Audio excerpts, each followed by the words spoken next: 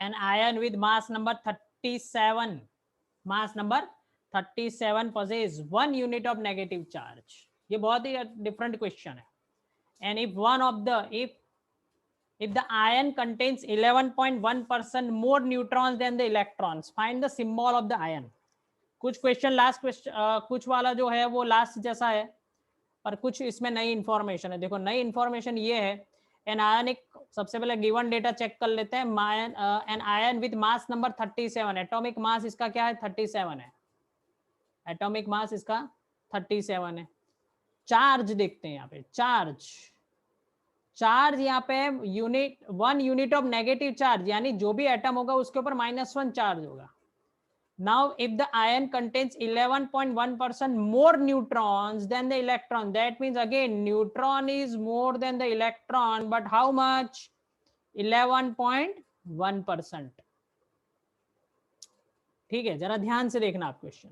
11.1%.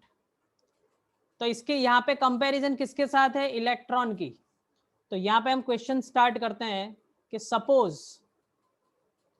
suppose number of electron is equal to x.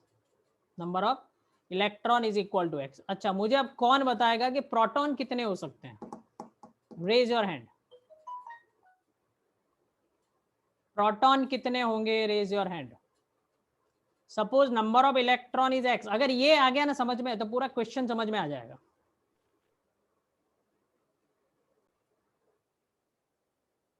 Number of electrons and protons are equal, but where it is only neutral atoms. अब ये neutral atom नहीं है, this is the charge particle. और charge कौन सा है? Negative. कोई भी, यानी x होगा, सपोज कोई x एलिमेंट है, उसके ऊपर नेगेटिव चार्ज आए. नेगेटिव चार्ज का मतलब क्या है? एक इलेक्ट्रॉन ज्यादा है प्रोटॉन से. प्रोटॉन से इलेक्ट्रॉन ज्यादा है, यानी प्रोटॉन कम है. Are you getting it? Electron is negative का मतलब क्या हुआ? It gains more, it gains 1 electron.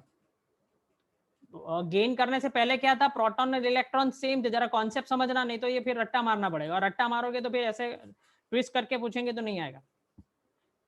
Neutral atom में इलेक्ट्रॉन एंड प्रोटॉन z जितने होते हैं इक्वल होते हैं. बट यहाँ पे क्या है? ये चार्ज पार्टिकल है. चार्ज पार्टिकल में नेगेटिव चार्ज है.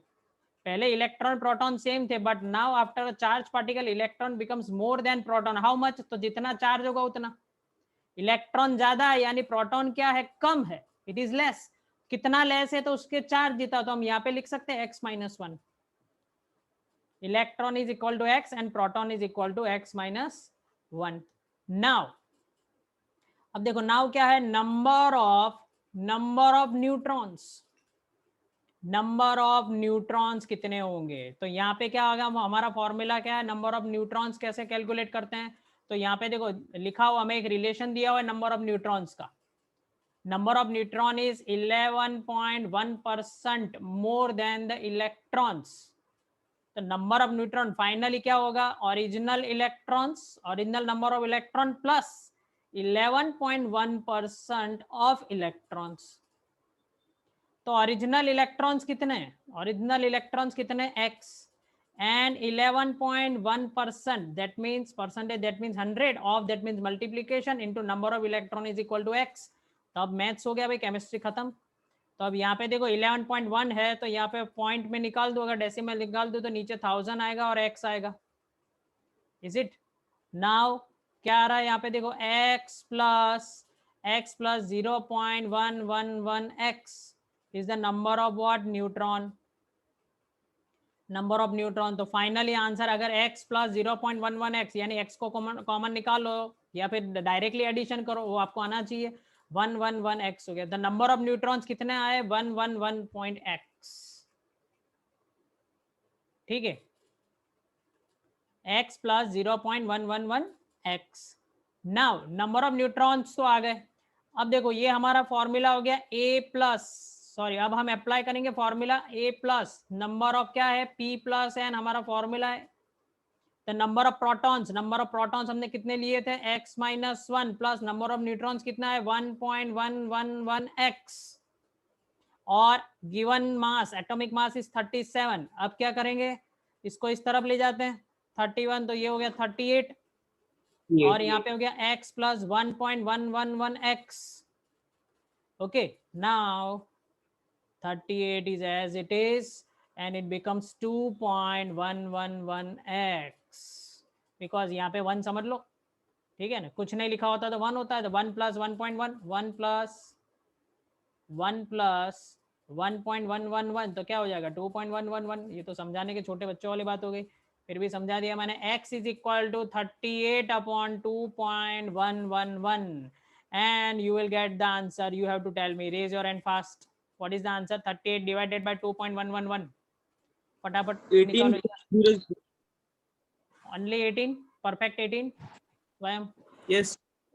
No sir, Yes. 18 Yes ना, sir, 18.000 है और 94 बाद. बस तो ठीक है, चलो 18 ले लेते हैं.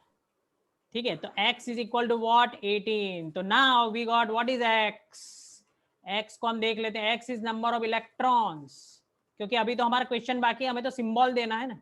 तो x is what number of electrons. तो number of electrons is equal to what 18. Number of proton find कर लेते हैं. प्रोटॉन का फॉर्मूला क्या बनाया था, याद है आपको? प्रोटॉन का फॉर्मूला हमने बनाया था x-1. देखो यहाँ पे प्रोटॉन का फॉर्मूला है x-1, तो ये हो गया x-1, तो 18 - 1 that is what 17. And atomic mass is given how much 37. तो what is the element. Element का सिंबल क्या होगा, किसी का भी x और z ऐसे लिखते हैं हम यहाँ पे. और ये चार्ज पार्टिकल ऐसा हमें क्वेश्चन में दिया -1 है, तो इसका सिंबल यहाँ पे देख लो. प्रोटॉन जो है 17 यानी एटॉमिक नंबर उसका 17 हो जाएगा और atomic mass it is given 37. अगर आपको थोड़ा सा पीरियोडिक टेबल अगर मालूम है, this element is what chlorine.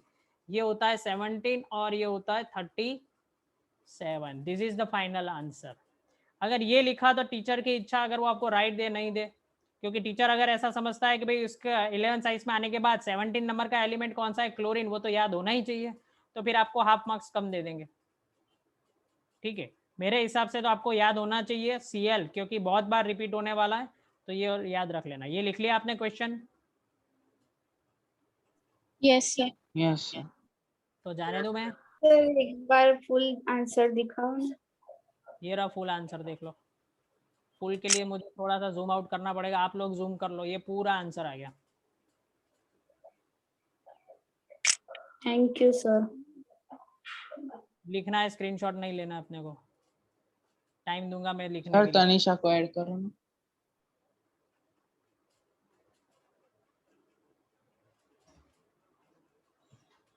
चलो नाउ अब एक क्वेश्चन आपके लिए सेम ऐसा का ऐसा क्वेश्चन है, वो आप लोग करोगे अपने आप. सेम क्वेश्चन ये हमने किया था 2.43, आप लोग करो 2.44. ये तीनों क्वेश्चन मोस्ट इंपॉर्टेंट है. बोर्ड हो जेई हो सबके लिए इंपॉर्टेंट है. जेई में भी ऐसे क्वेश्चंस पूछ चुके हैं.